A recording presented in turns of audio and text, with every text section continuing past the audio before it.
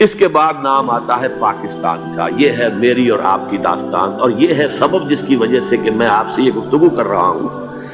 اصل میں تو کس لیے؟ محض ایک علمی استفادہ، محض اپنی بات آراء کو ظاہر کرنے کا شوق نہیں، بلکہ یہ کہ اپنی ذمہ داری ہم پہچانیں کہ ہم کس مقام پر کھڑے ہیں.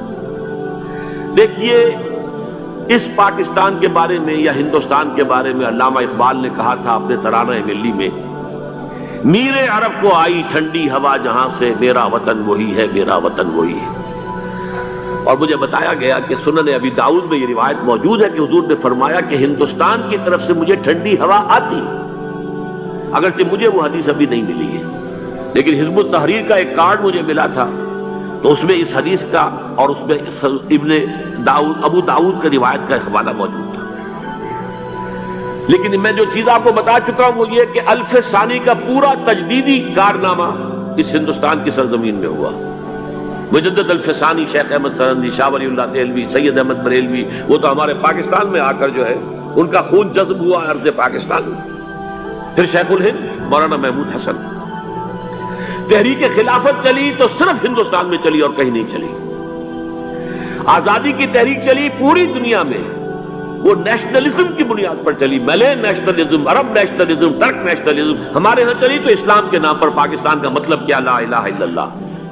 پھر پاکستان قائم ہوا معجزے کے طور پر، بلکہ نازل ہوا ہے لیلۃ القدر میں. انا انزلناہ فی لیلۃ القدر، جیسے قرآن نازل ہوا لیلۃ القدر میں، یہ پاکستان بھی نازل ہوا لیلۃ القدر میں. اس کا برقرار رہنا ابھی تک معجزہ ہے. ہندو یہ سمجھتا تھا، کانگریس سمجھتی تھی کہ جھٹپٹ ختم ہو جائے گا.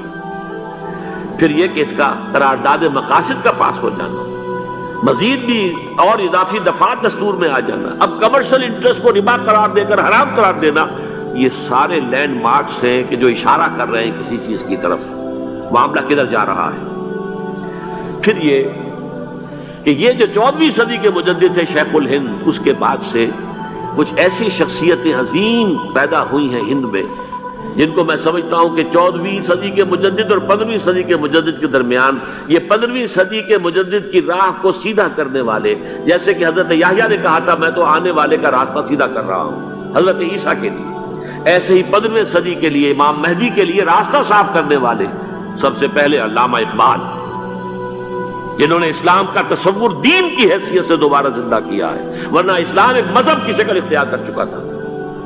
پھر مولانا مودودی، مولانا ابوالکلام آزاد حکومت الہیہ کے نعرے کے ساتھ میدان میں آئے. یہ اقبال نے جو تصور پیش کیا تھا اس پر عملی جد و جہد کے لیے حزب اللہ قائم ہوئی. نوٹ کر لیجئے 11 برس کا فرق ہے عمر کا علامہ اقبال کے اور ابوالکلام کے. اور 1913 میں جب حزب اللہ قائم کی ہے اس وقت علامہ اقبال کی ملی شاعری اپنے عروج کو پہنچ چکی تھی. پھر یہ کہ علامہ اقبال کے بعد تعمیل جو ہے اس کام کی وہ ابوالکلام نے کی، لیکن روایتی علماء کی شدید مخالفت کی وجہ سے وہ بددل ہو کر چھوڑ گئے، کانگریس میں شامل ہو گئے. بساط جو ہے حزب اللہ کی انہوں نے لپیٹ دی. پھر مولانا مودودی آئے، انہوں نے وہ ڈور جو ہے اس کا سرا تھاما، جماعت اسلامی قائم کی حکومت الہیہ ہی کے قیام کے لیے. اگرچہ میرے نزدیک یہ کہ وہ انتخابی اور ایک قومی سیاست کی ایک جماعت بن کر پاکستان میں جو ہے دلدل میں پھنس گئی ہے، اب ہم اس کی کوشش کر رہے ہیں تنظیم اسلامی اور یہ تحریک خلافت جس کے تحت یہ جلسہ ہو رہا ہے. یہ ساری چیزیں وہ ہیں کہ آپ کو سوائے پاکستان کے اور کہیں نہیں ملیں گی پوری دنیا. معلوم ہوتا ہے کہ پاکستان کو بہت بڑا رول پلے کرنا ہے اس میں. اور اس کے ساتھ اب جمع کر لیجئے افغانستان کی عمارت افغانستان، اسلامی عمارت افغانستان قائم ہو چکی ہے. یہ پچھلے 20 سالوں میں جو کچھ وہاں ہوتا رہا ہے اس سے پہلے تصور نہیں ہو سکتا تھا. کابل جو ہے وہ تو جیسے پیرس کا تمدن تھا ویسے کابل کا تھا، وہی لباس، وہی سکرٹس. یہاں جب آئے تھے شاہ ظاہر شاہ سرکاری دورے پر تو ان کی جو ملکہ صاحبہ تھی ان کے ساتھ وہ سکرٹ میں ملبوس تھی.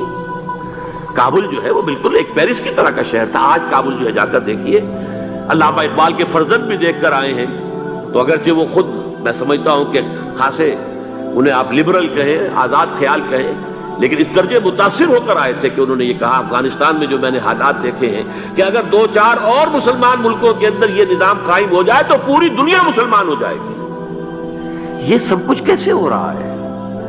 یہ آنے والے دور کی جھلکیاں ہیں. Coming events are casting their shadows before.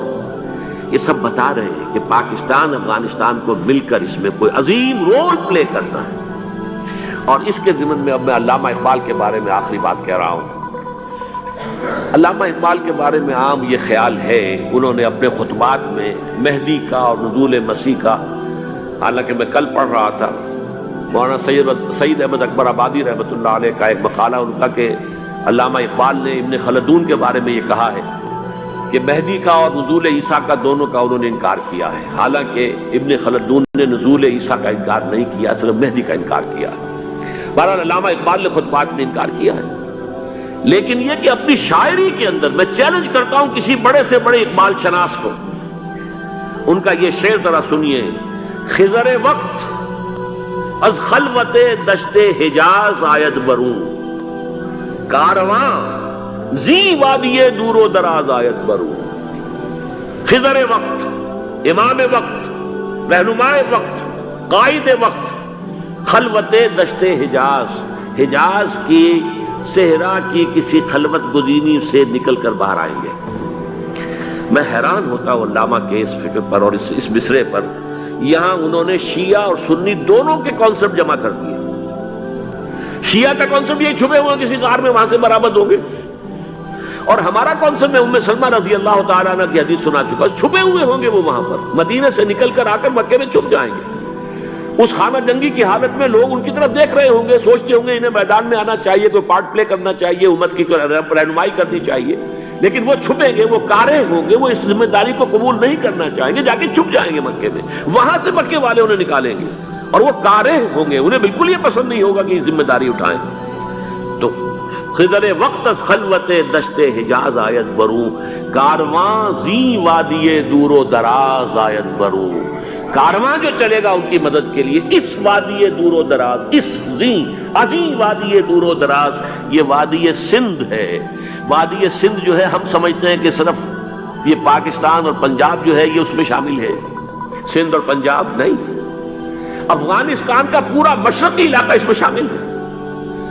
جیسے دریائے جہلم سندھ میں جا رہا ہے، جیسے دریائے گلگت سندھ میں آ کر ملتا ہے، جیسے دریائے چناب اور راوی اور جہلم اور یہ سب جا رہے ہیں اور آ رہے ہیں، اسی طرح دریائے کابل کہاں سے آ رہا ہے، دریائے گومل کہاں سے آ رہا ہے، ٹوچی کہاں سے آ رہا ہے. یہ سارا جو ہے ڈرین جو ہو رہا ہے، ایسٹرن جو ہے پارٹ آف افغانستان، یہ سب وادی ہے. اس وادی کے یہ دو حصے ہیں، ایک حصہ جو ہے یہ ادھر پاکستان میں ہے اور اسی وادی کا دوسرا حصہ جو ہے وہ افغانستان میں ہے.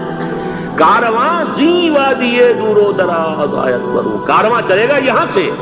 یخرج ناس من المشرق یؤتون للمہدی یعنی سلطان ہی، مشرق سے فوجیں چلیں گی کہ جو مہدی کی حکومت قائم کرے گی.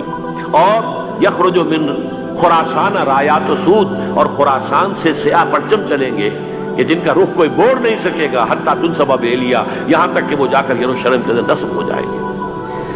حضرات، میں ایک میری گفتگو کا حصہ باقی تھا لیکن میں اسے چھوڑ رہا ہوں، اس لیے کہ گلوبلائزیشن جو اس کی ہوگی، جو خلافت علی منہاج النبوہ کی تجرید کامل حضرت مہدی کے ہاتھوں عرب میں ہوگی، اس سے پہلے اس کے لیے محنت، کوشش، جد و جہد پاکستان اور افغانستان میں ہو چکی ہوگی جو اسے سپورٹ کرے گی اور وہاں جا کر حکومت قائم کرے گی.